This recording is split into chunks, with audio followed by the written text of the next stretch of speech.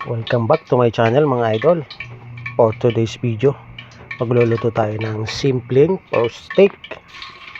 Pork chop nga pala ang ating lulutuin. At ito nga pala ay pinakuluan na natin sa may ricado. Atin nga pala itong i-fry para maging crispy. Yung pinagkuluan nga pala ng baboy ay ating gagawin sauce.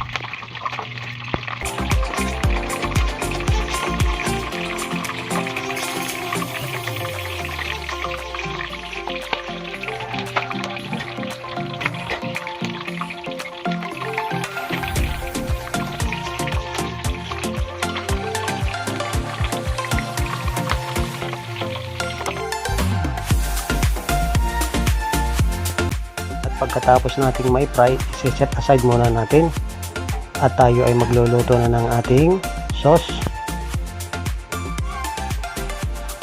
Simple lang yung ating gagawing sauce at ang ginamit lang natin dito ay sibuyas at ang inilagay nga pala natin tubig ay yung pinaglagaan ng ating baboy.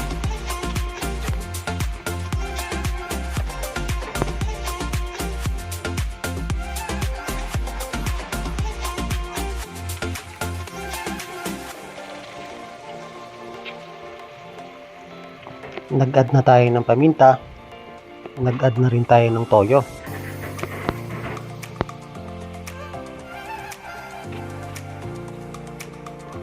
Inalagay na rin natin yung calamansi juice.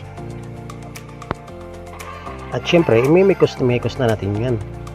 At habang kumukulo na yung ating sauce, inalagay na rin natin yung ating ipinray na baboy.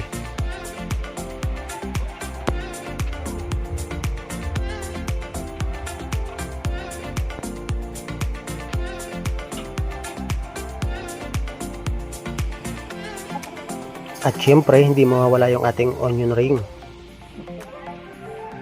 At ang ating nga palang niluto mga idol ay simple lang at ating sariling version ng pork steak. At meron na nga pala tayong pork steak. Thank you so much mga idol for watching.